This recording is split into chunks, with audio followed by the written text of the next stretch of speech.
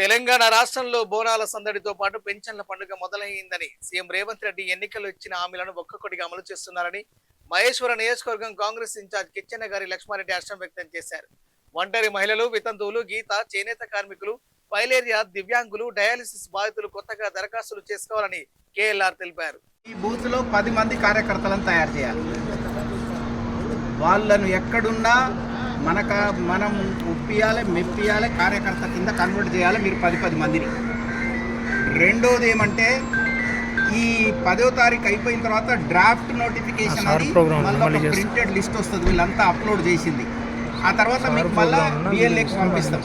దాంట్లో మీకు అందరికి టెలిఫోన్ నంబర్లు కూడా ఉన్నాయి. అన్నీ మీ దగ్గర ఉండాలి. సో మళ్ళీ ఒకసారి వాళ్ళందరికీ ఫోన్ చేసి, అమ్మ మీ తండ్రి పేరు కరెక్ట్ ఉందా, తల్లి పేరు కరెక్ట్ ఉందా, మా ఇంటి పేరు కరెక్ట్ ఉందా, ఇంటి నెంబర్ కరెక్ట్ ఉందా, టెలిఫోన్ నెంబర్ కరెక్ట్ ఉందా, మీరు ఒకసారి వెరిఫై చేసుకోవాలి. మీ ఇంట్లోనే కూర్చొని ఫోన్ చేసినా సరిపోతుంది. ఓకే, అది సరిగ్గా ఏదైనా లేకపోతే మళ్ళీ ఇంకొక ఫామ్ వస్తుంది. ఆ ఫామ్ ప్రకారం మళ్ళీ మనం కరెక్షన్ చేసుకోవచ్చు.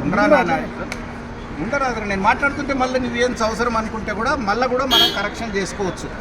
అది కరెక్షన్ అన్నీ మీరు ఓకే అంటే అప్పుడు ఫైనల్గా ప్రింటింగ్ పోయి ఓటర్ లిస్టు ప్రింటింగ్ అవుతుంది. తర్వాత ఇంకొక మీకు బాధ్యత ఇప్పుడే అయిపోవట్లేదు. రేపు ఎమ్మెల్సీ ఎలక్షన్లో కూడా ఇదే విధంగా ఆఫీసర్లు వచ్చి కూర్చుంటారు. గ్రాడ్యుయేట్లు మాత్రమే ఓటర్ లిస్టులో మళ్ళీ ఫామ్ నింపాల్సి వస్తుంది.